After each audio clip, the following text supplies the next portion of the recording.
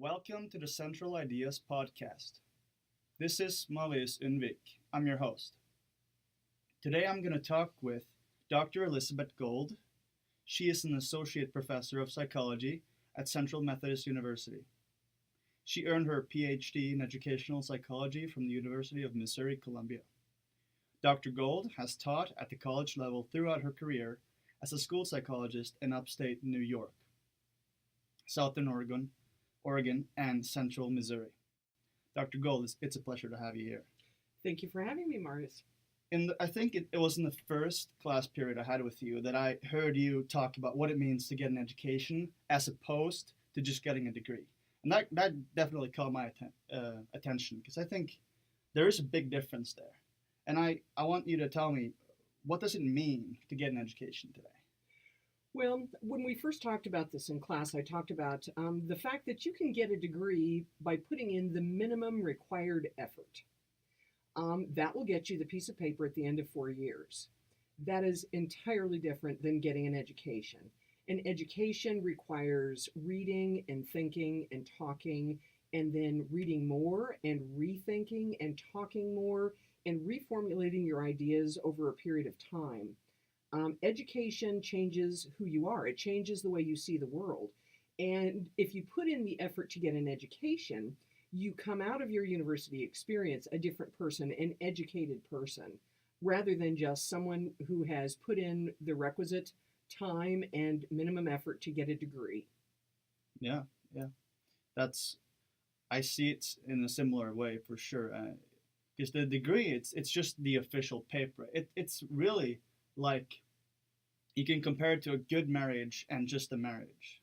If you're just married, if you just have the contract or the paper, the legal proof, doesn't mean you're in a good relationship at all. Right. So I think you can compare it that way, definitely, because a good marriage is supposed to be basically two people becoming one in the unity, right? Mm-hmm. Sharing responsibilities, sharing the most meaningful activities in life. Right. Even work in some cases. Yes. Um, Well, in all cases, yes. a good marriage requires shared work. I was thinking a career. Some right. people have the same career too. But for sure, work is not just a career or a job. Just like learning is not just what you do in school or in university. In fact, I heard someone say once that going to college is where you learn how to learn independently.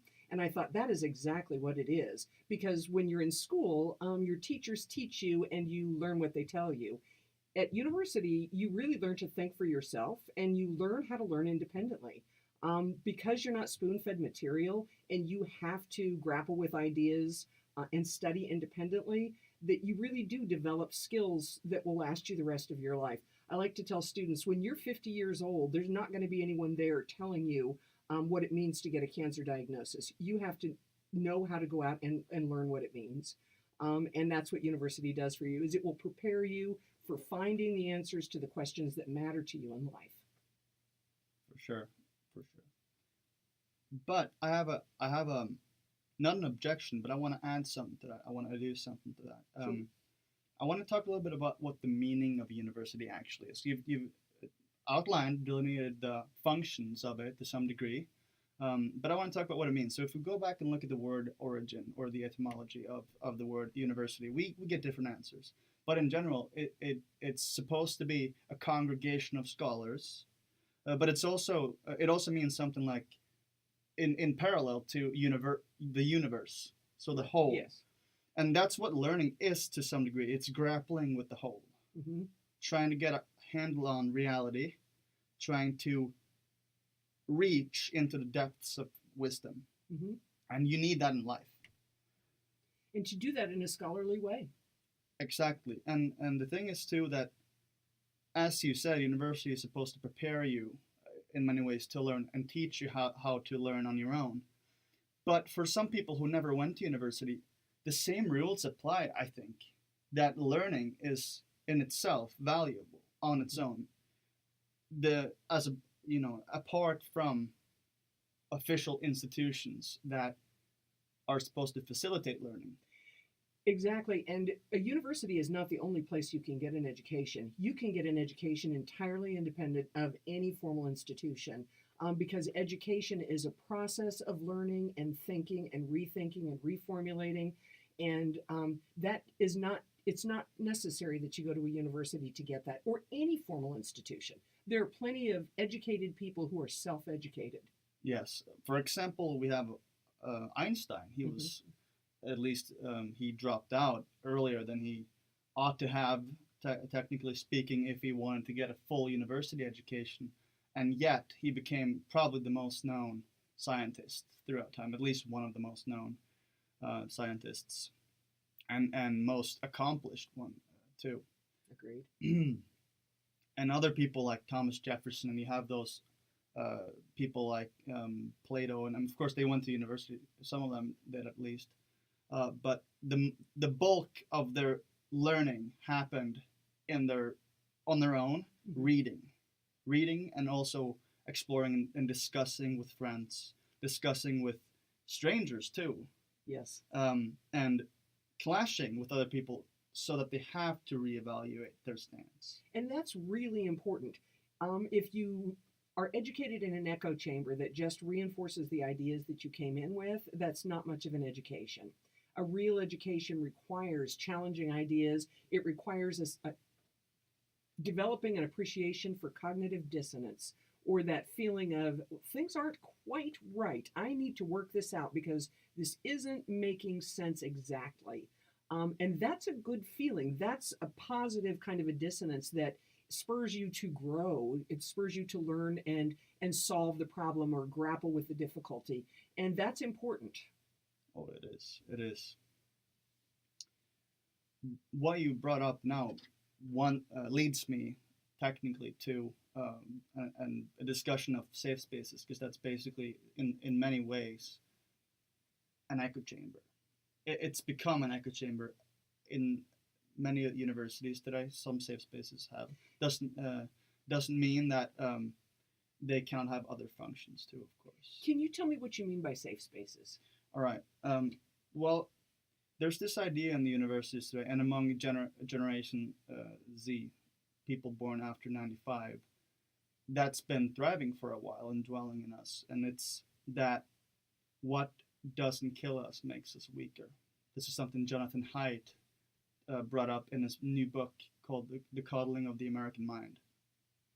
What he means by this is that generally we've been thinking that challenges are supposed to make us stronger. So what doesn't kill us makes us stronger, like Nietzsche put it.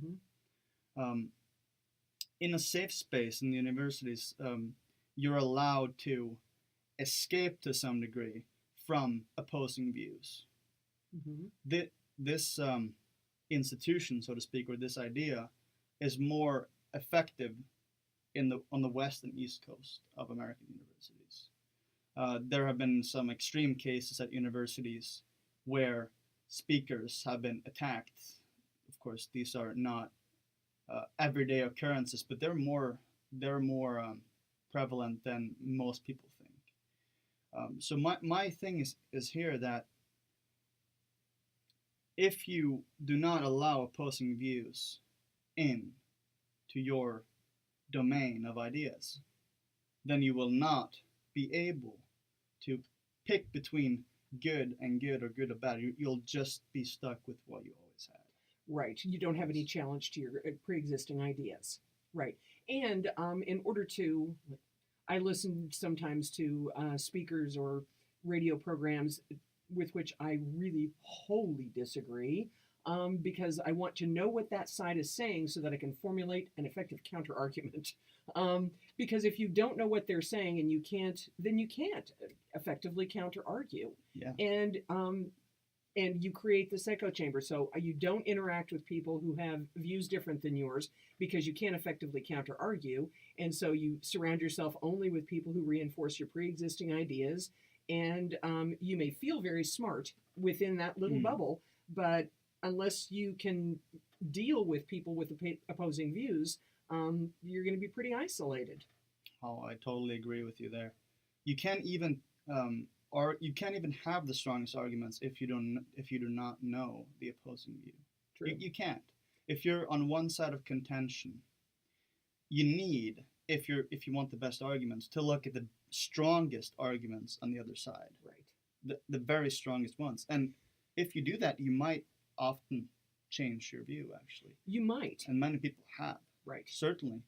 And we will go into this a little bit later. We'll actually try to steelman why we should not get an education. Steelman means, for those who do not know, to make the strongest possible case for one side, as opposed to what some might call illogical fallacy, which is straw manning. Yeah. We're not going to do that right now, but we're going to get back to that, I think. I wanted, before we leave the safe spaces idea, though, you and I had talked about safe spaces at another time, and there is, I think, a place for a safe space to explore ideas without fear of recrimination, fear of ridicule, and I think universities should provide that. They should provide a place where people are safe to explore sometimes even kind of wacky ideas and take them out to their logical conclusion without having someone tell them that's a wacky idea. But let them play with ideas in ways that that I frankly appreciate, because it is play.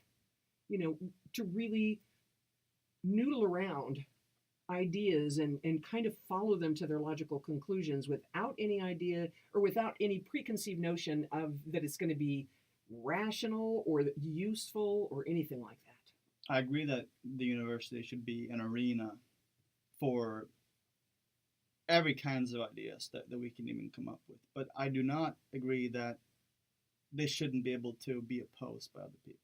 I'm not sure that that's what you meant exactly, but of course it depends on what kind of idea it is.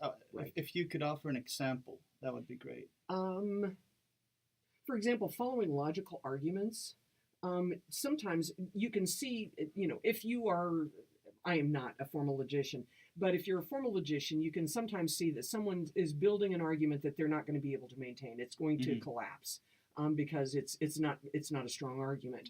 But I think we need to allow people to go ahead and follow those through and follow it through to its collapse, and then help them see why it collapsed and help them kind of reformulate that. Okay, I understand. So it's more like trial and error for the individual. Right. All right. I like that idea for sure. I think everyone who starts doing something new, everyone who begins or commences on a journey or embarks on a journey, they will always start as a fool. And as Carl Jung said, the fool is the precursor to the savior. I like to call them novices rather than Novices. fools. Well, just because it lacks the connotation of, sort of a negative connotation. A novice is someone who just doesn't know, and we're all novices at something. But we're all fools at something. Yes. And that's the thing. I don't think fool. I mean, I see your point, of course, but I think it's an interesting statement by Jung there. Right. Because if you look at people who are not good at what they do, people who start something new, that's usually what we look at in comedy, for example, right? People who just cannot formulate their thoughts properly, and we laugh sometimes because we all know we've been there. And so I think it's foolish, but foolish, I mean, doesn't have to be negative, of course. You would have laughed watching me ski for the first time, for example. Yes. In And fact, you might still laugh watching me ski. But, Perhaps I'm not too good at skiing myself. but I enjoy it nonetheless. And I think you don't have to be an expert at something to derive pleasure from it. Yeah. And learning is that way. You learn new things, and sometimes they fail. And if you have a growth mindset, if you look at a failure not as as an awful defeat, but as an opportunity to learn, then you take that failure or that stumbling and you turn it into a new experience. I love that. That's precisely what I've read from Maslow, and that's what I've listened to Jordan Peterson say all along, and also Viktor Frankl, and we're definitely going to come back to this issue. But now I think it's time, and we might return to the safe space issue too. Now I think it's time to build up a case against education. If you wouldn't mind, I'll start with a quote. I just read a book called Life at the Bottom. Mm-hmm. So this British psychiatrist and doctor, Theodore Dalrymple, he looks at how the underclass in Britain holds certain views that that have come down from the intelligentsia, and he sees them play out. I'm not going to go into details on that, but I will bring up a quote that he from his book. So he says that despite its reputation for being ossified and class-ridden, then Britain is still a country in which social mobility is possible, provided that a belief that Britain is an ossified and class-ridden society does not completely stifle personal effort. It is in the mind, or it is the mind, not society, that forges the manacles that keep people enchained to their misfortunes. So he was talking here about immigrants from India, I believe, because they were overwhelmingly presented in, I think, studying to become doctors. Mm-hmm. Like 25% of all students were Indian immigrants, but they're also overwhelmingly presented in the lower end, in the underclass. So he's saying here that it's in the realm of ideas we find what holds us back against education, I think. I'd be interested to know whether he looked at first of all, whether these were first generation immigrants from India and or later, whether they were second or third generation, and whether there was any relationship between the caste that they existed in India and their ambitions once they got to Great Britain. Well, the caste certainly has its parallels with this idea that you're not responsible for your own actions, so you cannot move up the stratifications of society. But those who did well, and those who are studying now to become doctors, those who he's actually talking about in this quote, they're having this other attitude, which is the view that you are responsible for your own actions, and thus you take on that responsibility, the challenges you just mentioned, the growth mindset, to further your education. And it's through education that they depart from this caste system they came from, to some degree. I think it's not as simple as that, because I think depending on how you're raised, if you are raised to believe that that intelligence is inborn, that you were not endowed with that, and that your horizons are limited by where you were born, who you were born to, things like that, then you may not see the possibility of upward mobility. And if you don't see the possibility of upward mobility, then you're not motivated to try and work toward upward mobility. I think people have to be taught that they have the potential, and they can also be taught that they don't have the potential. And society does a pretty good job, I think, of encouraging young middle-class white people to realize their potential, and does not do as good a job, American society does not do as good a job of encouraging people of color, especially women of color, but men of color too, to kind of live up to their potential.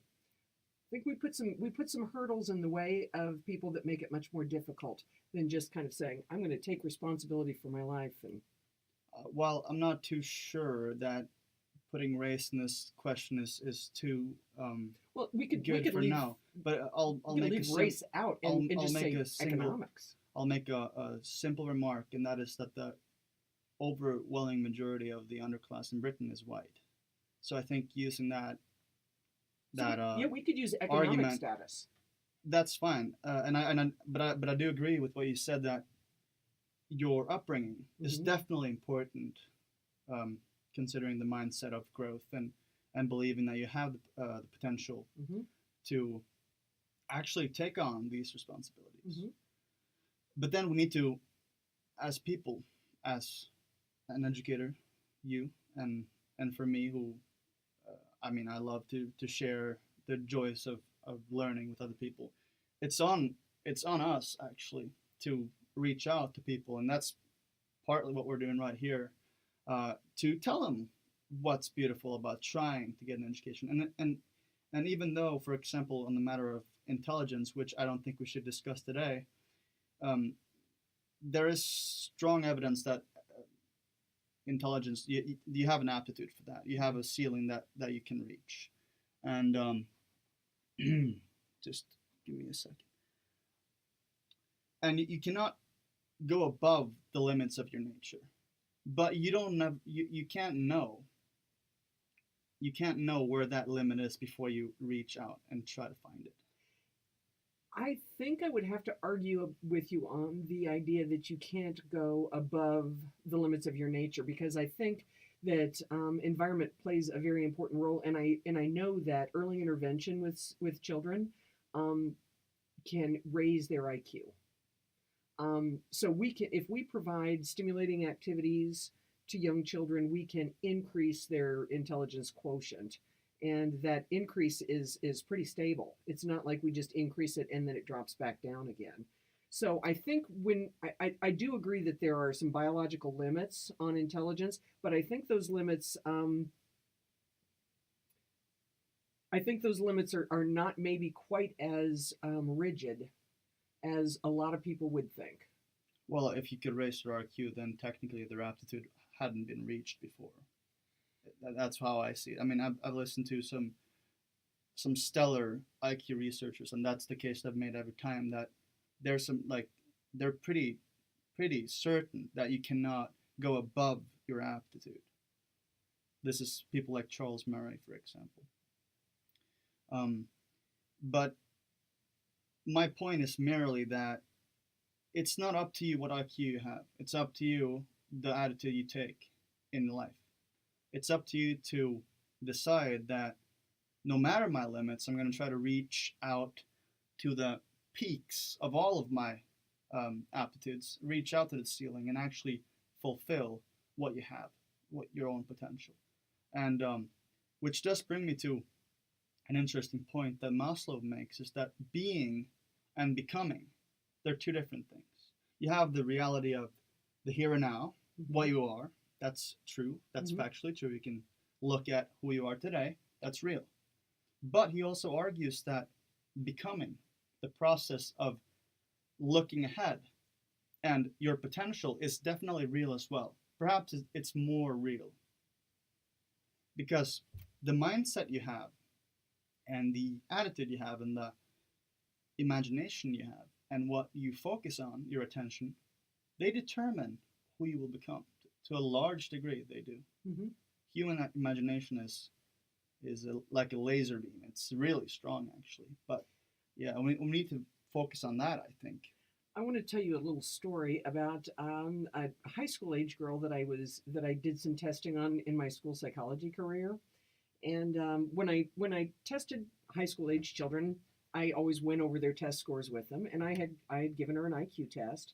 And what I usually did when I gave an IQ test was I put a Post-it note over the scores, over the IQ scores, and then made a copy of it. And then I would go over the profile of the individual strengths and weaknesses, what they did well, what they struggled with, how that kind of was, how that influenced the kinds of activities they chose, things like that. Well, in this case, I don't remember what happened, whether the copy machine was broken or something. I didn't have a Post-it. Anyway, I found myself going over the young woman's protocol with her and just trying to keep my hand over the scores and still, talking with her about her profile. And at one point, I must have lifted my hand or something, and she immediately, speaking of laser beams, she immediately honed in and she pointed at her full-scale IQ score, and it was something like about 82. Really? So that's a low average score. And she said, "Is that it? Is that the bottom line?" And I said, "Well, what do you mean?"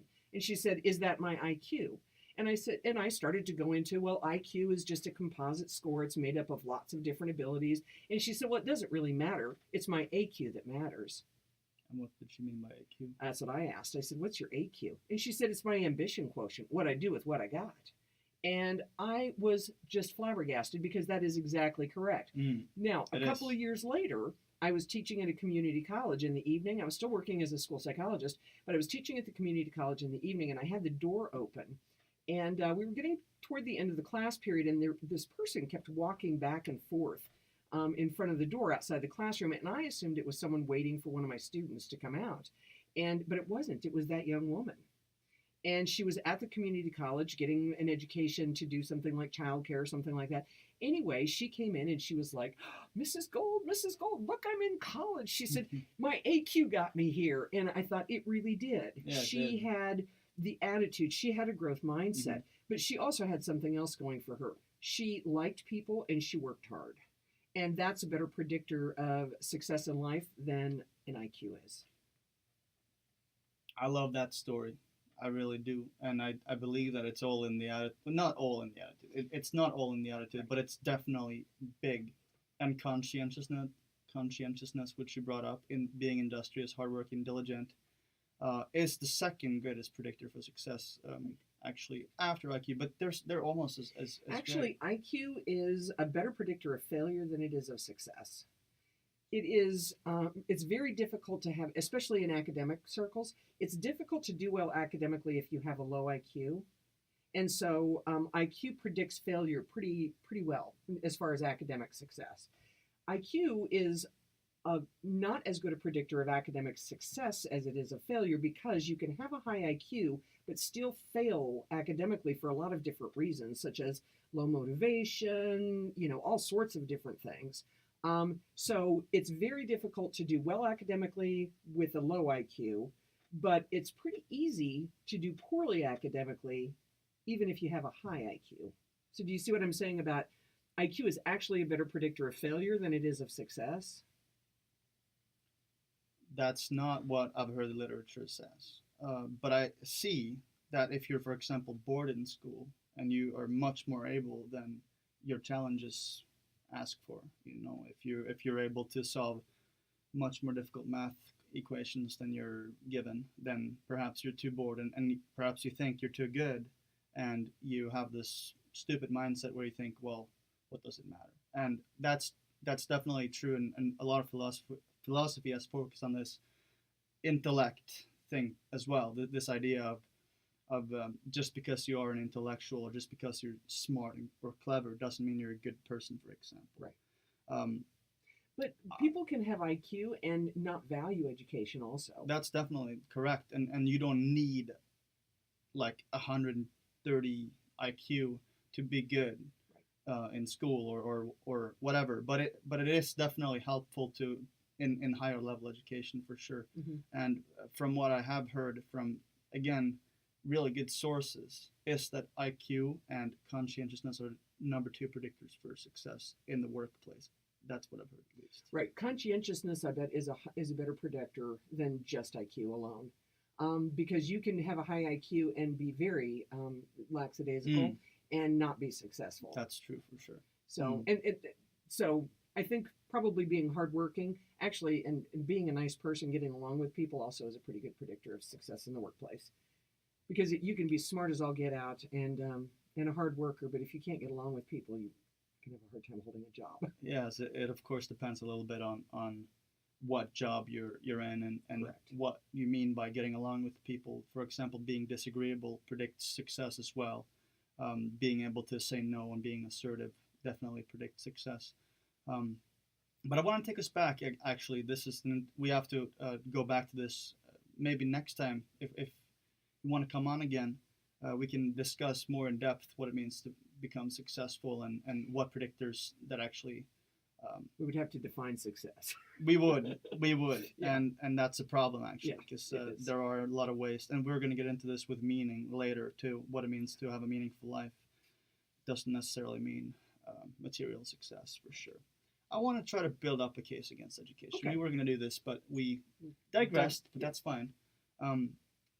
Why would someone not get an education?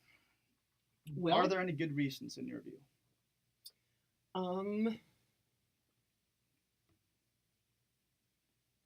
Well, it depends. There are no good reasons to not get an education if you have the means, the resources to do it. I can understand why people don't get an education if they feel like they don't have the means to afford the education, or if they have responsibilities for other people that that pretty much preclude them from getting an education. But just for a moment, let's assume that education is free and it's just the value in itself. Okay. Let's Okay. assume, like, why would someone not get an education if they could? Some people just don't value it. Mm-hmm. They look at educated people as elite, as snobby, Yeah. as not as useful as someone who works with their hands. Yeah, those would be the main things, I think. Okay. I have a few remarks from Maslow, and I have a quote from Dostoevsky here that pertains to our topic. And I think, because Maslow, what he laid out is that there's and this is, he pointed to this is what Freud realized, that people are extremely afraid of knowledge of themselves. A lot of people are, especially if they have trauma in the past. They're definitely scared. And this is because there's a close relationship between knowing and acting, is what Maslow agrees, that there's such a close relationship between knowing and acting that if you know something or if you believe something, you will act it out. If you know that there's a dragon outside, you better go confront it instead of letting it grow, right? The chaos. If you know you have to confront the unknown, you have to. And this is something you can find in the clinical literature too, that we use exposure therapy, right? So if you're scared of something, you don't hide from it anymore or run from it. You confront it, right? Yes. Voluntarily. Right. It's not like I bring in a needle if you're scared of a needle suddenly and point it at you. Right. But if someone is People afraid have to do it when they're ready. They do. Yes. But that's the voluntary part of it. Right. But that's what helps, is what they found. Well, and I think there's, when you get into psychoanalytic thought with this, that people are afraid of self-knowledge. And Freud made an art of this. The whole idea of the repression of all of our unconscious conflicts and all of that. I'm not much of a psychoanalytic buff. I really believe, I don't believe in it. I frankly just, I think he was way off base. I really think that people behave in the ways that profit them or that have profited them in the past, and that they can behave differently if they see that there is a different way of behaving and that way will profit them more. Mm-hmm. It's out of self-interest. It's out of self-interest, but yeah, it is out of self-interest. Mm-hmm. I think we do what works for us. For sure. But the thing is, if you have a great trauma, for example, and I'm not saying you're denying some of his basic claims, but I would definitely like to go more into detail on Freud at a later time. But for example, if you have a great trauma, it would be in your self-interest for many people to not confront it, because there's a reason it was repressed in the first place. Well, if it was repressed, and if you have a trauma in your past, it's not necessary to go back and relive that trauma in order to come to terms with it. All you have to do is deal with how you feel about it or what you're doing about it right now. That's the view of many cognitive and behavioral psychologists, that you can't change the past, and reliving the past isn't necessarily necessary. Well, that's redundant, but it's not necessary for coming to terms with it. Well, I think you do have to understand something to deal with it, though. So if you are not exactly sure what to make of a memory, for example. Right. Because memories, they're tools to some degree. To a large degree, that's the only thing they are, actually, because, and as you say, it's a good point you're making, that, well, you can't change it, but you can definitely change the attitude you're taking towards it. So, correct. For example, a lot of people, I think, sex offenders have been sexually abused themselves. At least a large degree of them have. Yes. But the reverse is not true, that most people who are abused go on to be sex offender. That's a false statement, right? Because they actually go on to stand hard against it. And that's exactly, I think that was your point that you made, that because something bad happens, you don't have to be resentful, bitter, and hateful. And you don't even have to go back and relive that abuse. So if you were abused as a child, you don't have to relive that experience. You don't even really have to understand that experience. All you have to do is understand how that experience is shaping who you are and how you're feeling and behaving today. Yes. Because that's what you can change. You can change how you feel and what you think and how you behave today. Yes. And how you feel and what you think are closely related. They are. Yeah. Yeah. Our emotions empower our thoughts, for sure. And vice versa. Yeah. And the behaviorists would say even our behaviors. If I can get you to act happy, you will begin to feel happier. The whole fake it till you make it idea, Yes, right? exactly. That you can, if you're anxious to give a presentation, you could say you're excited instead. That's right. You can reinterpret. That's a cognitive interpretation. Yes. You can reinterpret your physiological state in a more positive way. And that works. There, you can trick your system to some degree. You can, but I haven't looked at the evidence too closely, but I don't think it's a long-term effect that if you make yourself smile one time, it'll like make you happy for a long time. But if I can, there is actually behavioral evidence out there that if I can change your behavior, if we can set up a reinforcement program so that you are reinforced for behaving in ways that are not depressed ways, that your depression will lift. Okay. Well, yeah. Okay, that's interesting. Anyway, we got off topic again. We did. I'm sorry. So let's tear down education. All right. So I think what Maslow meant by that, the fact that fear of knowledge is to some degree the same as fear of responsibility. And this is definitely related to what we've been talking about now. So often it's better not to know, because if you did know, then you would have to act and stick your neck out. That's pretty much exactly what you said. Right.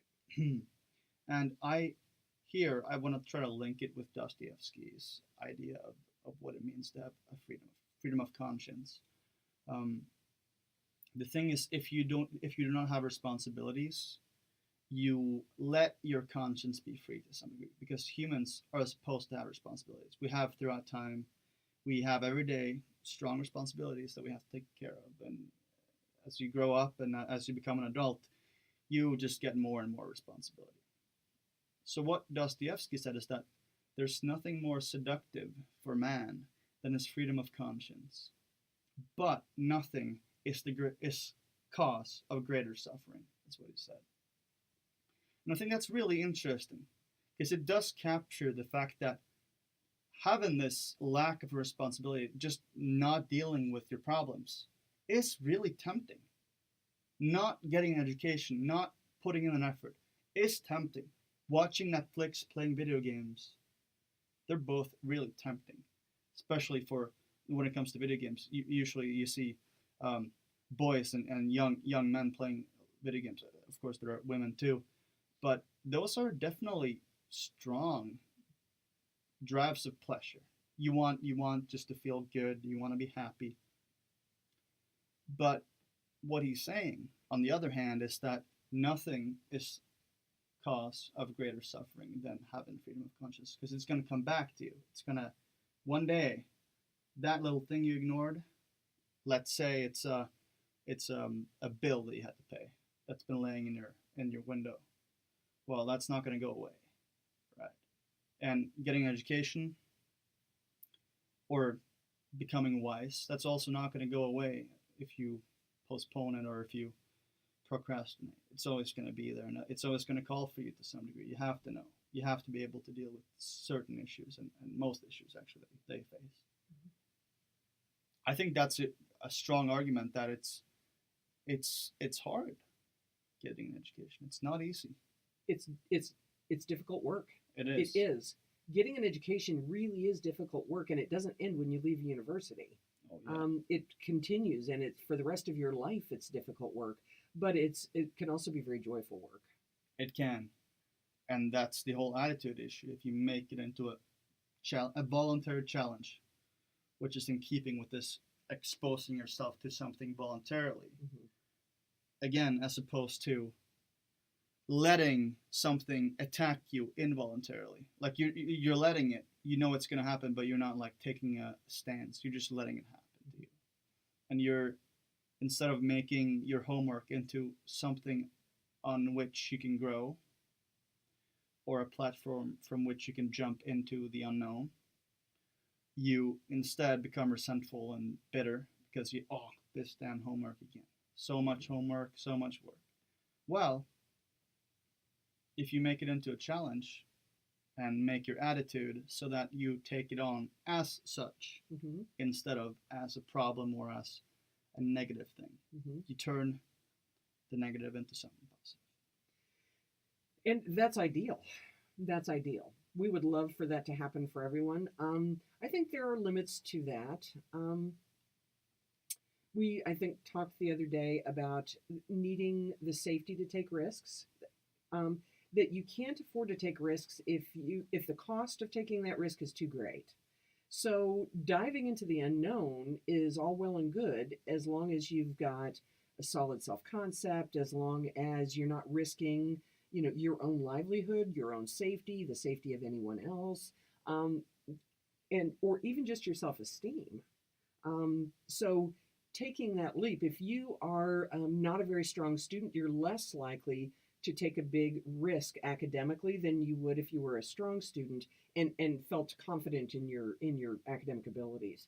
So I think we would like to say everybody just needs to have a positive attitude, but people also need to feel secure before they can take academic risks. Mm-hmm. And I think people who have not been entirely successful in school, they don't look at college or university as a place where they can grow. They look at this as a place of torture, Mm-hmm. actually. Yeah, that's definitely true. And I just read this book that my fiance bought for me. It's called A Little Book of Faith and Hope, I believe, by Joe Petty. Really small book. And there was this interesting quote there that you cannot do everything at once, but you can do something at once. And what you're saying, in my view, is that we, as people who are out there trying to gain knowledge every day, reading as much as we can, we cannot just say to someone, well, ignore everything else and do what we're doing. Right. And I totally agree with that. That's not what I'm saying. I'm making a case that the attitude is out there and it's yours if you want to have it. Mm-hmm.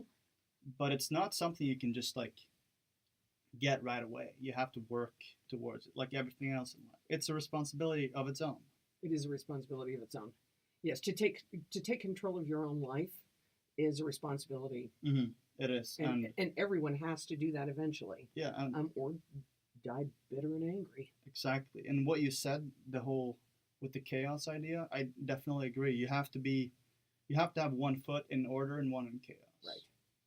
And I think that's beautifully symbolized. This is something I learned from Dr. Jordan Peterson reading his book, is that what the Taoist symbol presents with the two serpents, or pastels, is that what you call them?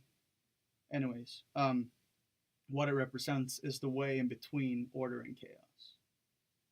And that's the role of the individual, finding that balance. And you cannot be totally in a safe space, so to speak, right, and not dive into the unknown at all. But you can also not dive into the deepest of all seas, which is the unknown. What you do not know, chaos, will engulf you. Right. If you do not have one foot in order. Right. It will. So you have to start building up piece by piece this structure from where you can enter take risks. Yeah, yes. Take risks and take on responsibility. Right. But that's actually, I think that's pretty well symbolized in this whole homework idea. That if you just make that piece of homework, mm-hmm. your piece of homework that you have to do, and it's like a piece of discipline. I'm going to do this right now. I'm going to knock it off, and I'm going to gain something from it. And if you didn't get anything knowledge-wise, you'll gain the ability to discipline yourself, at least to some degree, right? Agreed. And that's helpful. That's one of the pieces of the order structure that you're building. One of them. Yes. That you need to build 1,000 more or 1,000,000 more. Right.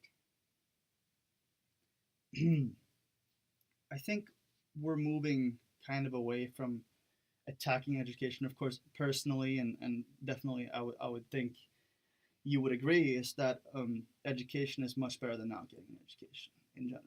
It is. If you have the opportunity, I wholeheartedly support But we need taking to advantage of that. Yeah, but we need to understand why some people do not want to, even those who are in university. That's correct. And we need to be able to understand them in order to convince them, or at least talk to them about getting an education and wanting to learn. My hope is always to inspire them That's a better way to put it, probably. and Inspire to them. capture their interest, Hmm. to make them or help them to see the relevance of education for improving something, some condition that's important to them. Exactly. And I think It's that's their mission.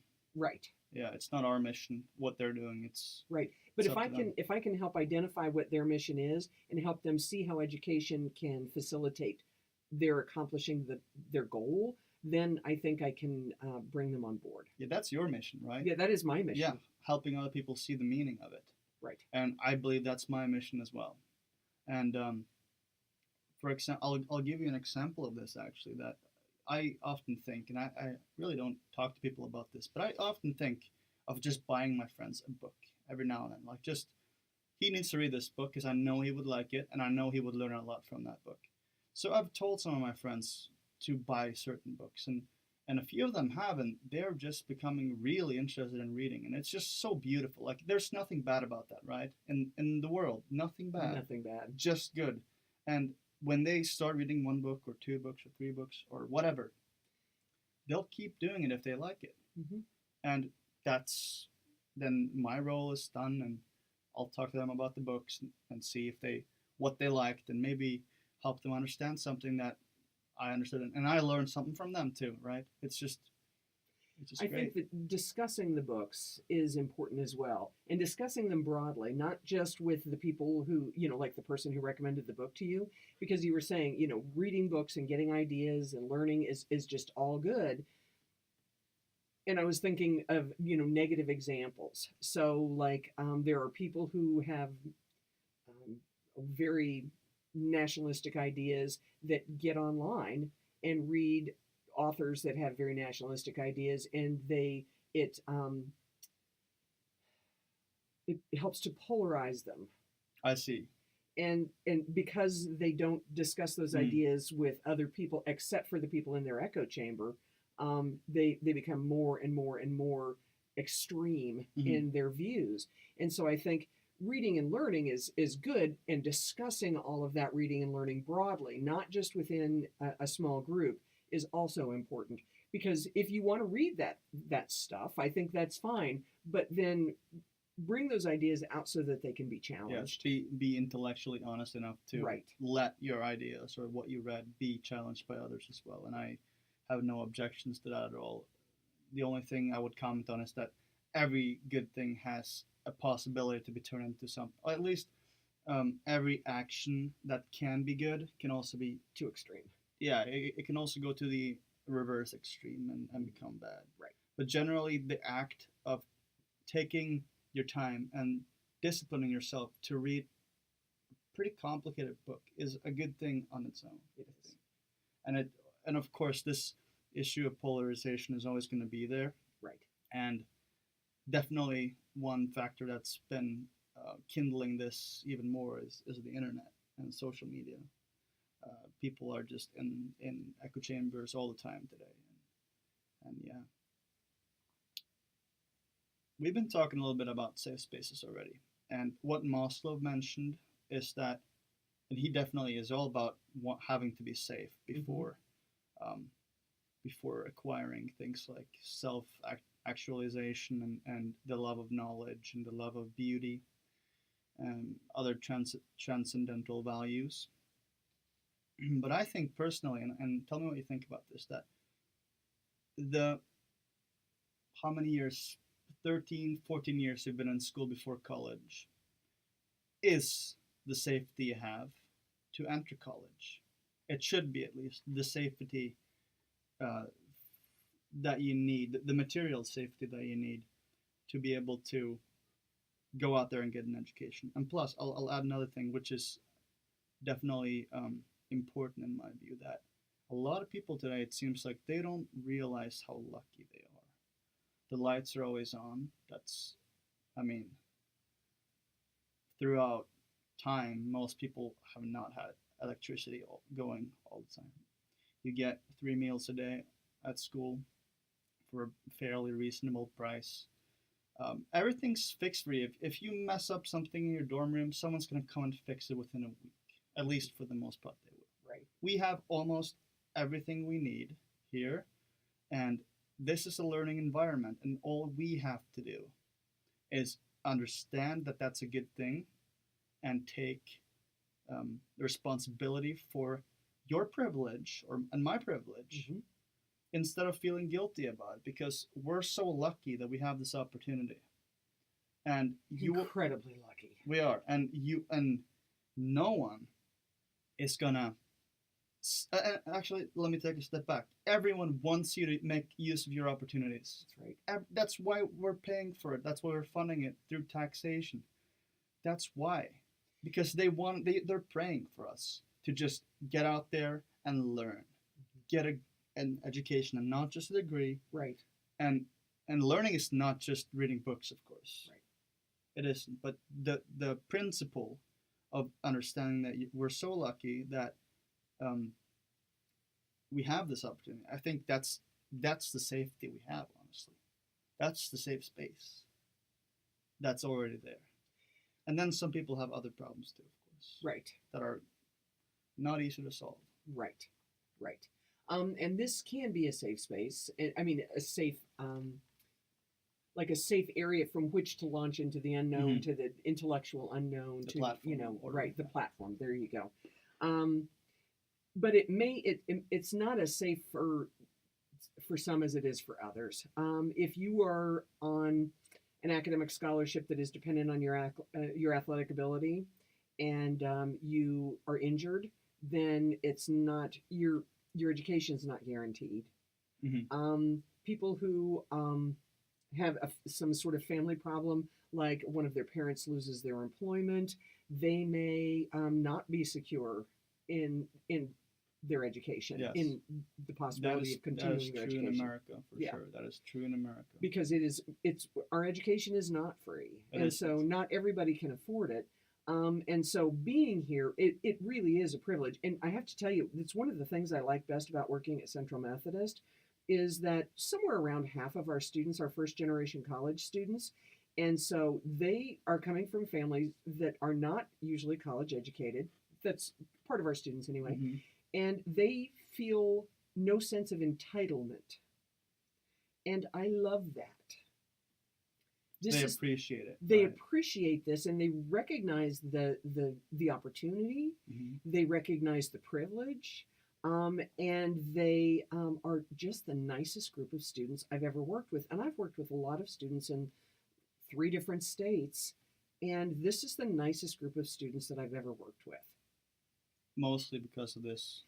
The fact that they know that this is not something that everyone has. Right. And they don't feel entitled to a grade because they showed up. Okay.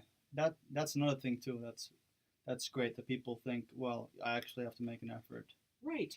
And it's not just that they don't feel entitled to education, is that they don't feel entitled to what they did not earn. Right.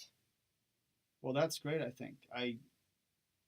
I love that about the students here. I didn't expect to hear that actually, because I figured a lot of students today, and I know this from experience, they expect often to get a higher grade than they do. Right. I ran into that more at University of Missouri when I was an adjunct and when I was at... So you have seen that side for sure? Absolutely. Okay. And even sometimes parents coming in as well? Oh, I was astounded. Oh, really? Astounded. I had never had a parent call me as a college instructor. I was astounded the first time a parent called me to complain about their child's grade. I thought I would have been aghast. If my mother had done that, I would have been aghast. I couldn't believe it. And that has not happened here. Well, that's interesting. And that plays, I think, into the attitude that we're going to talk about, and of this taking on the burden of life. And we're going to get back to this later. We both read a bit of Viktor Frankl. But I think that this is interesting too. We talked about the etymology, the origin of the word university, but another thing is that our imagination is really interesting because the word imagination comes from the word imago, which is actually related to the word imitare, which means to form after a model or a pattern or original. So that your imagination, it's not just, as I said earlier, a thought. It is actually what's going to happen for the most part. If you imagine that you're living in a tragic life, you're probably going to end up in a tragedy because we live out our stories. And I think that's really interesting because then we know that we can imagine something great. We can try to live out a good story with a good end where we are the hero and not the victim, for example. And this is something I learned from Ian McGilchrist in his book, The Master and His Emissary, on the hemispheric divide of the brain. I'm not going to go into the details of the hemispheres, but what he says is that how we see the world alters not just others, but who we are. We need to be careful what we spend our time attending to and in what way. Participants in a general knowledge quiz were primed in one of three ways: by engaging in activities that made them think about stereotypes of professors, that's one, secretaries, two, and hooligans, three. Those primed with the professor stereotype scored 60%. Those primed with the hooligan stereotype, 40%. And those with the secretary scored somewhere in between. So if you think about success, and this is something we've already discussed a little bit today, you might get there, right? Being able to vividly imagine a future that you want is, it takes you a good bit of the distance. It does. Because yeah.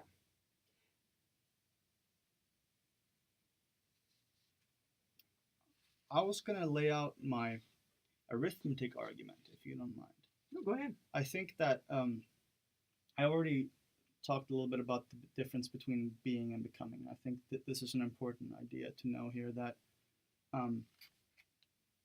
if you understand, and this is something that's been running through our ideas all throughout this conversation, that we can conjure up some sort of future for ourselves, then that's a good start. So I'm going to bring out an argument here based on math, actually. And this is funny because not most, but a lot of students do not like math. They don't. And they usually say, well, it's because it doesn't pertain to my life anyway, in any ways.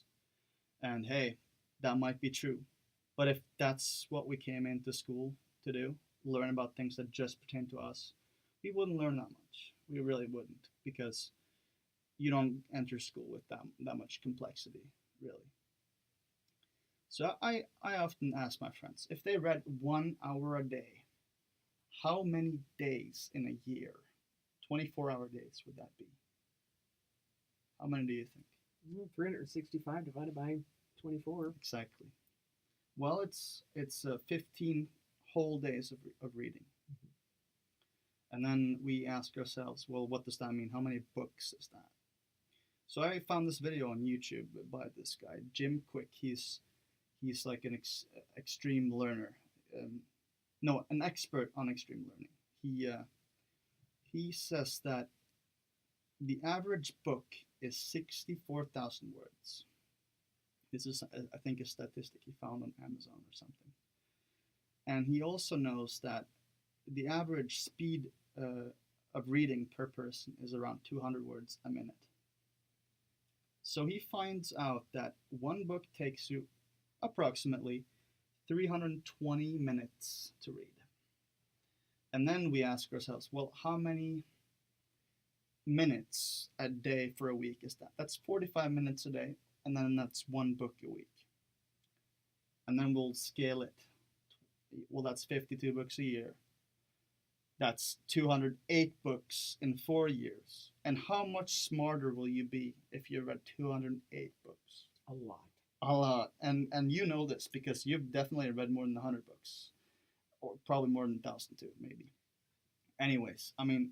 Haven't ever bothered to try to keep track. That's it, right? And I'm on kind of that little journey right now. I'm trying to read as much as I can, and it's changed my life. It definitely has. I mean, you could probably ask anyone um, who knows me well, how much I've changed this year, and it's just I don't even know how to express it in words. And I think you could apply this argument to anything else that you do that's productive. For example, writing. If you write 30 minutes a day, an hour a day, that's another 15 days of writing a year. And you're just going to be so good at writing arguments. You're going to be so good at discussing ideas with friends if you discuss, like, and that's part of this project too, that I want to get better at discussions. And I want to get better at understanding the opposite side of contention. But not everyone's going to start with an hour a day. They need a schedule. And I was hoping, because I haven't prepared anything to talk about schedules, that you might want to talk about the best way of Making a schedule? Yeah. The first thing you need to do is understand what your obligations are for a day, and wrap your mind around how many hours you have. So it helps if you get up and go to bed every day at a similar time, then you have kind of a framework within which to work. So I tend to go to bed at around 9 o'clock and get up at around 5 in the morning. So I know that I've got a number of hours between 5 in the morning and the time I usually come into the office, which is about 8:30. I've got a number of hours with which I can do something. Then I've got a number of hours in the office before I have my first class. Then I have a number of hours between classes. I have some time after my classes before I go home. I have some time when I get home. And then I have some time in the evening. So if you look at the framework of the number of hours that you have in, say, a work day, and if you have a relatively consistent schedule, that helps, so that you know kind of when your obligations take place and what time you have between obligations. Then you can begin to kind of portion out how much time you're going to spend on various kinds of activities. I spend 3 hours in the evening, every evening with my husband, almost every evening with my husband. We talk, we have dinner, we read together, we, maybe sometimes watch some television together, but we spend that time together. And he gets a full hour of just chit chat when I get home, because he spends the whole day alone and I spend the whole day with people, and he needs company when at the end of the day. So I know that I'm going, and I protect that time fairly jealously, because that time is important to me. I also have some time that I spend exercising, and that time I protect fairly jealously as well. Although that less so than the time with my husband. This time is time I should be swimming right now, actually. But that's okay. I'm going to go after we leave. Okay. After I leave here. But anyway, once you kind of wrap your mind around the time that you have and really think about the time that you have, instead of just kind of living moment to moment, but you think about the time that you have and what your obligations are, and then what the activities that matter to you most, the things that you value. And then you start putting those things in, then you can make adjustments. So if, for example, when I was a student, a university student, spending time with my friends was hugely important to me. And that was one of the first things that I put into my schedule: my classes, my work for money, and then time with my friends. And so I tended to look at what's the most valuable time with my friends, and that tended to be in the evenings, because that's when everybody was back in the dorm and everybody was available. And so I kind of took my evenings to spend with my friends and tried to do my studying earlier in the day when I had like an hour between classes, things like that. But it really takes looking at your life as a schedule, and kind of thinking about what your obligations are, the things that you're obligated to do, like teach a class or go to a meeting or, go to a class, go to your practices, and then really thinking about what matters to you in spending those in-between times, the unscheduled times, and making sure that you spend that time in ways that matter to you. So if you spend it all with your friends and you don't spend any time on studying, then you probably have a really fun one semester before you flunk out of school. If you decide that you would like to stay in school because your friends are really important to you, which I think is a totally legitimate reason for staying in school when you're a freshman and sophomore, is because you're having a good time and you have to take classes in order to keep having a good time, I think that's okay. Because you get your junior and senior year where I can hook you, I can get you inspired. Um, Hopefully it happens before then, but if it doesn't, that's okay. Um, You're patient. I am patient. I am patient, and I'll just keep chipping away. Um, but but people have to have the ability, really, the abstract thinking ability to think about their time in terms of a schedule and be able to prioritize those things that are most important to them and then have the discipline to stay the course. Yeah. Lots of people prioritize and make a schedule and they're real, but they don't have the discipline to stay the course. That's it. And I was gonna say, because my take on a schedule is really the day you want the most. Mhm. But then there's a big problem there because there are a lot of different things you want, and I'll bring up the whole video game idea again because I think from when I was 12, maybe 11, I would say 12, 13 through 16. I probably played video games 4 to 5 hours or more every day. After school, it's the first thing I did. I always got good grades, but I loved playing video games. And I had all kinds of excuses for why I should do it. Well, you socialize with friends, you play with friends, you learn English, blah blah blah. Because I was playing with some British people sometimes, and etc. But still, I mean, Rationalizations. I wanted to play video games, Mhm. and that's what the day I wanted. But it's not a good day. It's not a day that's going to prepare you for life, right? And that's why at a certain point I quit playing video games. But still today, and I probably read around 3 to 4 hours a day now instead of playing video games, which is a lot better. But I still do not manage to make a schedule that I follow for some reason, and I don't know why. Do you have any insight on that for me? I think we shouldn't be a slave to our schedules, but we should definitely use them as guidelines. And if we find we're not getting the effect, we're not getting the outcome that we hope for, then we need to look to making changes to our schedules. So I think I'm not a slave to my schedule either. Like I said, that Mondays and Wednesdays I usually swim at about 4 o'clock, but I'm not a slave to that. And sometimes on Mondays or Wednesdays I have a meeting and I'm tired by the end of it, or I'm hungry and I just want to go home. And so then I'll swim on Tuesdays and Thursdays maybe. So there's So I some think leeway. yes, there is, and you have to be somewhat flexible. But I think you have to have some guidelines. You need to have some sort of structure that you can, flex from. And I think many students come in and they don't have any structure. They're accustomed to having others set their schedule for them, like their parents, and so they come to college and it's sort of just a free for all. Like I know many freshman students don't get enough sleep. Yeah. Because nobody makes them go to bed. I'm one of them. Are you? Yeah. So you stay up too late.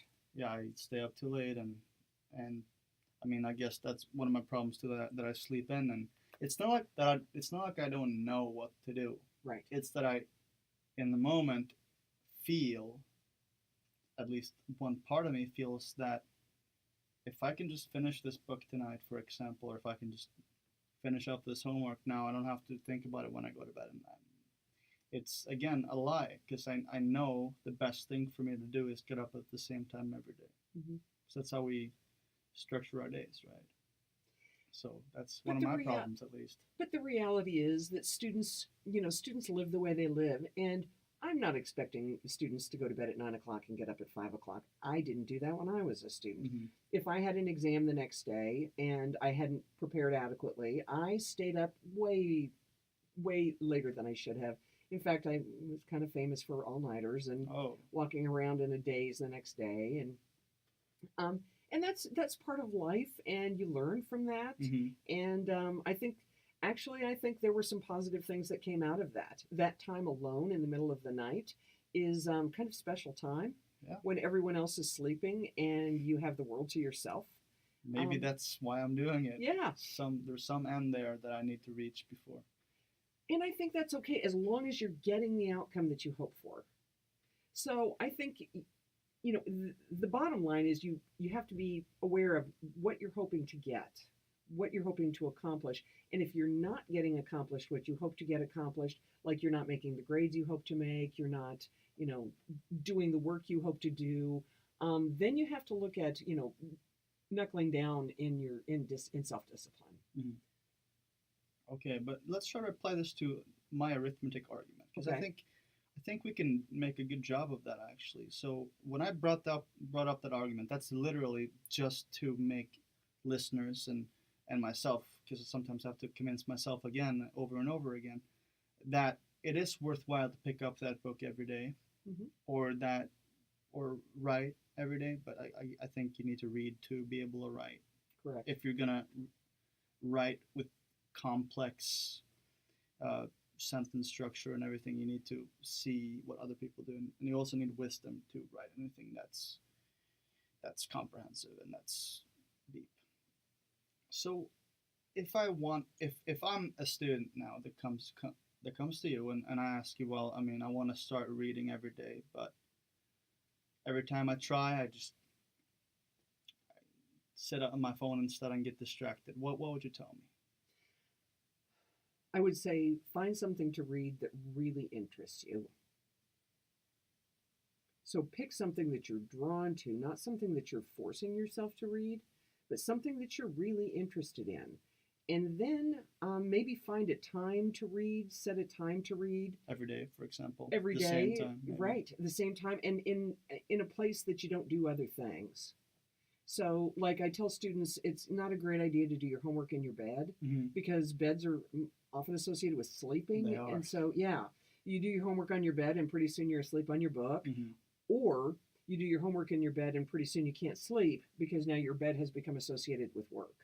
So we'd like to keep the bed associated with sleeping and working in other places. So other places that are more conducive to that and have better lighting and, all I of really that. like that idea, actually, that it's associated with sleeping, because it definitely is. And we always associate things and objects and ideas with each other. And so a lot of people, I think, they see reading as what you do at nighttime, because I guess a lot of people have been, as kids, have had their parents come and they're like, well, can you read to me? And then you fall asleep. It's like a habit almost. I read before bed every night.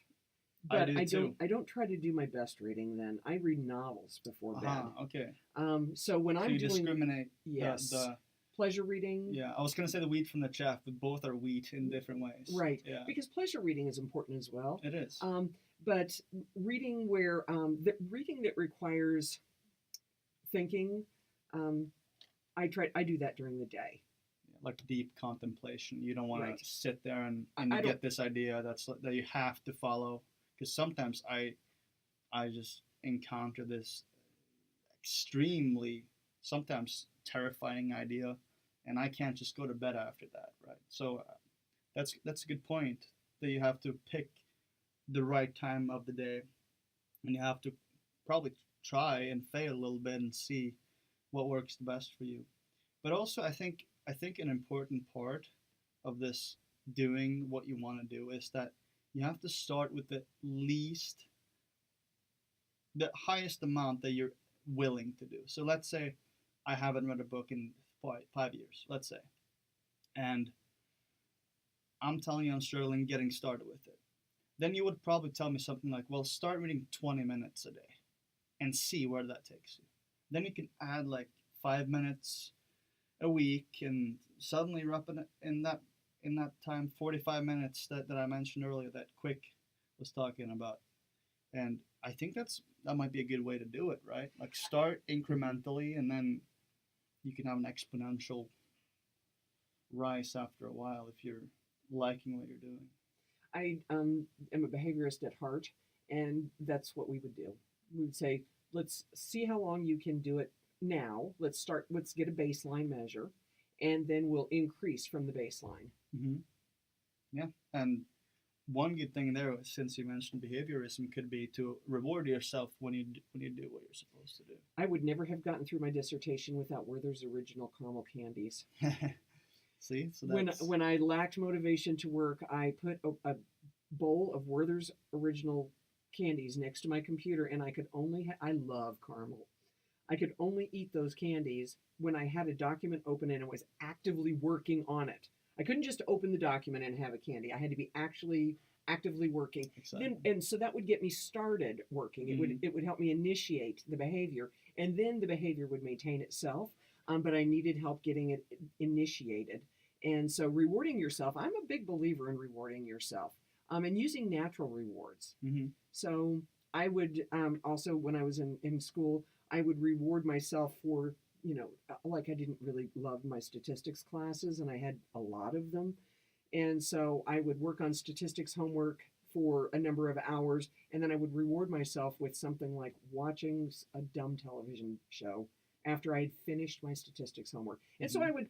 I would figure out like what dumb show is on at 11 o'clock and how long is it going to take me to do my homework. So what time do I have to start in order to be done so I could watch my show? So this is a self-imposed operant conditioning. It is you could that is exactly what it is. and I think that could be really effective to use that. And the thing is, and we're gonna move on to a different topic here now, that not everyone likes doing this kind of stuff for its own sake. I love reading for its own sake.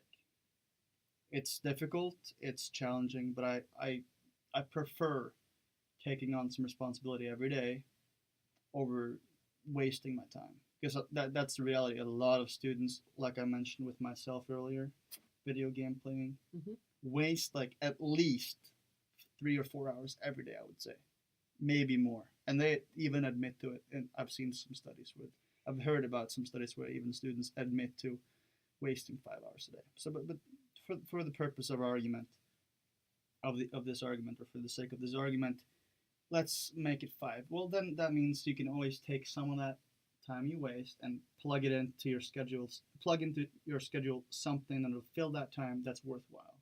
That'll get you somewhere. I would caution you to not fill all that time. We're not intended to be productive every minute of the day. We do need some downtime, and I think it's important to schedule that into your day as well. Unless you're extremely conscientious, I Right. would say. Yeah, Well, and even when you're very conscientious, you still need some time to let your mind rest, I agree. so that you can go to sleep at night. But you want to pull the weight that you're able to pull. Yes, yes. And then you know that you have to spend some time on other things. Like, for example, I spend time with my fiance, Right. and that's valuable time to me, for sure. So And I that's definitely necessary. see it is. We're If not, social beings. If not, we lose all our connections, I would say. Yeah. And that's actually a danger for the educated man, like people like Friedrich Nietzsche. He went insane, and one of the reasons for that, at least that's what people argue, is that he never really had a love life. For example, his own one and only person that he loved, woman he loved, she refused to marry him, and after that, after a few years, I think he became a schizophrenic or something. Well, I'd say a lack of a love life doesn't make one schizophrenic. It doesn't, but it can. No, I would say probably unless you have already kind of a genetic predisposition to that, then Yeah. it could. But it's the principle that You don't- loneliness is not good for a It's not. person. No, it's not. It's not good for most people. Isolation is not good for most people. We profit not just socially and not just emotionally, but people help us. If we don't have other people in our life, then They direct us where we're insufficient. They do, but they provide us instrumental help.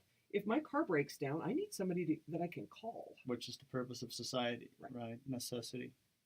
We do not have time to learn every art. We really don't. So we count on our friends We do. to fill in our gaps. On our friends and strangers, and that's why trust is so important in society, because we need this social contract. I want to briefly mention that in the year 381 BC, Plato announced that there are only 3 types of men. You have the lovers of wisdom, the lovers of honor, and the lovers of gain. And I mentioned that we both have been reading Frankl a little bit, and what in the introduction to that book, the I believe it's in the introduction. I think it's Harold S. Kushner. He mentioned that Frankl's view, Viktor Frankl, he's a psychiatrist from Austria, um, is that meaning in life is our fundamental drive, not pleasure, like Freud would say, um, and as many really strong intellects have argued, and not power. But again, meaning is the number one, and I think meaning lies in wisdom. This what Plato said. At least some meaning lies in wisdom, because wisdom pertains to everything else, like love, for example. Right? If you're wise, it's just really helpful in general in life. But then you have lovers of honor. I think that pertains to power to some degree, but also of gain. Duty. Yes, yes, and honor is fine to some degree. You need some honor, but if it takes over you, if you're just a lover of honor and not of wisdom, just like you have to have some material wealth and some material safety in order to go on to these next steps. But actually, that's not fully true. It's much more likely that you will. But what Frankl showed in his book, I believe, is that you do not need everything else around you to work in harmony to be a person of dignity. Right. You can do that. Mahatma Gandhi did the same. He did, and many other people have. Mm-hmm. It's just a fact of life. The way the Jews reacted after the Holocaust, this is what his book is about, because he was imprisoned in 4 different concentration camps, as you know. What he shows us is that, well, meaning lies in 3 different ways in life. You have through conduct, through an act or duty. That's 1. You have 2, through encountering someone, which can be symbolized or embodied in love, for example. And then you have 3, the attitude we take towards the unavoidable suffering in life. And that's what we've been talking about all throughout this conversation, the attitude. You have to do some things in life, and if you see them as just a total vexation, then you're gonna live like you're in an existence where things are just annoying and irritating, and where you're just gonna be hateful and bitter, and that's gonna tear us down. Contempt, as I think Gottman mentioned in his study of love and marriages, is one of the most painful things, and that break us down physiologically. Right. Actually, contempt does. So instead, we need to have this attitude of growth, the growth mentality, and perhaps you could tell us a little bit about how growth mentality pertains to our topic of education. Well, and what it is. So a growth mindset is adopting the belief that that you can get better at things, and that when you encounter a difficulty, that it is an opportunity to learn how to do things differently. And so when you encounter obstacles, you look for how to resolve the problem or how to work your way around it. So you look at problems as opportunities instead of as well, let me go back a second. So there's a saying, there's actually a meme out there. Lots of people attribute this to the Buddha, and I don't think it really actually was ever said by the Buddha, but pain is unavoidable, but suffering is optional. Okay. So everyone will experience pain of some kind, some loss, some obstacle, but how you approach that pain doesn't necessarily mean that how you approach it determines whether or not you suffer because of the pain. So everyone experiences pain, but not everyone experiences suffering. Some people experience pain and look at it as an opportunity to learn or to grow. Other people focus on the pain. In psychological terms, we say they ruminate on their symptoms. I hurt so bad. They become a hurt. Yeah, they become a hurt. So if you psychologically, if you cognitively ruminate on your symptom or ruminate on some sort of an event, then it's difficult to move forward with that. Now, it's it's easy to say, well, just change your thinking. It's a lot easier to say than it is to do, and It that's is. why we have therapists, and that's why we have medications to help us kind of break out of patterns that are unhealthy patterns, and help us to change our behavior, help us to change our feeling and thinking, so that we can then begin to treat ourselves in appropriate ways. Um, I totally lost my point. What were we saying? Growth Oh, mentality. growth mindset. So a fixed mindset is where you believe that, for example, that intelligence is a fixed trait, that you are only as smart as you are, and you can't get any smarter, Mhm. that you are good at some things and you are not good at other things, and that also is fixed. A growth mindset says, I have the knowledge that I have today, and I can work to expand that knowledge, and I can work to improve my thinking, and that will increase my intelligence. Mhm.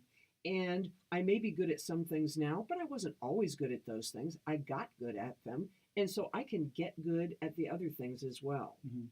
So a growth mindset approaches a failure as an opportunity to learn how to do things differently, whereas a fixed mindset would look at that failure and say, well, I learned something here, and that is that I should never try this again because I'm no good at it. So taking that growth mindset is important, but people often need to be reminded that how you think about how you attribute your successes and your failures matters in whether or not you're going to be motivated to put in more effort in the future. If you think that your success was attributable to something outside of you, like so we could go on into internal and external attributions, stable and unstable attributions, global and more specific attributions. If you attribute your success to something outside of you, then it doesn't motivate you to work hard. This is actually the whole idea of the free will and determinism, Right. which we won't get into now because it's Right. too deep. But definitely, you have to view it as part of you. Right. Something that you can control. Mm. And if you think of intelligence as a fixed trait, then you can't control that. I was born as smart as I'll ever be. Right? If you see intelligence as being As a void which you can fill, for example. right. Yeah. And if you think of intelligence as being thinking skills and knowledge that are developed over time, then you can work on that. You can become smarter and smarter. Mhm. I remember being in a class one time, and there was a very good student who was talking about, and one of the other students says, well, he's just really smart. And that student turned around and he said, well, I read all the time. How do you think I got so smart? Yeah. And I thought, that's exactly it. Mhm. He works at being smart. Yeah. No, I like that. I think the growth mentality is necessary for getting a good education. Absolutely. It's just a plain fact. I think you can prove this by looking, just like we referring back to the study where they imagined stereotypes of professors, and I mean it's the same idea. It really is that the attention you give determines pretty much where you're gonna end up, right? There's an alternative interpretation of that study that you're talking about. So you were saying basically we should be in charge of our mindset, right? So that when people were primed to think about professors, they performed well. When they were primed to think about hoodlums, they performed poorly. But Hooligans, yeah. hooligans, Yeah. okay, Oh, yeah. yeah, and so similar kind of concept. Oh, okay. So hooligans, you're talking about soccer. Yes. Yeah, okay, Yes. Soccer hooligans. Yes. Um, Doesn't matter. Yeah. But basically, you're talking about people were primed to think in a particular way, and that influenced their performance and their behavior. And I think we have to acknowledge the power of the situation on people.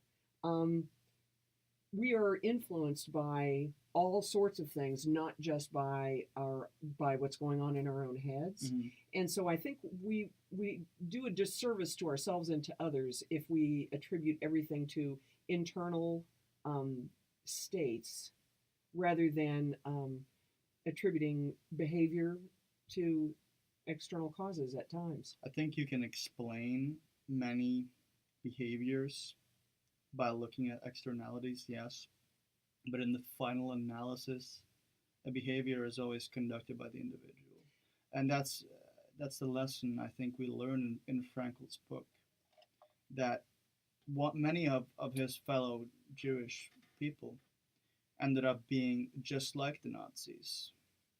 They got power in the camps, and they treated the Jews worse than many of the guards did. But you have, on the other hand, what Frankel and some of his friends did. Instead, they tried to elevate their state. They tried to even make jokes about their situation. They had this one joke, which I think is, I mean, it's interesting that you can come up with this kind of stuff when you're literally being tortured throughout the day. You're fed, like, I think it's like a quarter of an ounce of bread every day. That's it. They made a joke, and their soups were just water with peas on the bottom. So what they made a joke that when they got out of the camps, they would say that they always wanted to be served the soup from the bottom up, because that's where the peas were. Right. Right. So it's like a terrible joke, but it's so funny for them, probably because they can elevate their state by using humor. And that's, of course, some sort of it's a sort of a digression, but the point, I think, is made to some degree that the way you view things and how you act out your views is always going to be attributed to you. And if we do not take responsibility for our own suffering, making it into something else than suffering, like you insinuated with that old saying, only then you can actually elevate your suffering. And this is another point Frankel made, that suffering is like gas in a chamber. I'm not. Did you remember this quote? He said it's like gas in the chamber. It will, through equilibrium, fill out the entire room, and to some degree, the concentration is always going to be possible to work with. So a cut on the finger, as opposed to being in a camp, if you view it as something manageable, something you can attribute to some degree to yourself. That's what Solzhenitsyn did when he was in the gulags. He blamed himself to some degree for supporting socialism in the first place when it was introduced in the Soviet Union. We always look to our own mistakes if we want to get better and if we want to avoid doing it again, I think that's part of the growth mentality. I think it can be.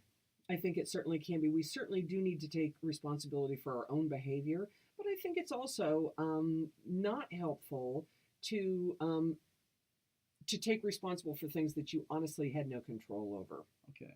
So I think Could you give an example? For example, if Frankel said, well, it's my own fault that I'm in this concentration camp because I practice my religion. He couldn't solve the problem, of course. Right.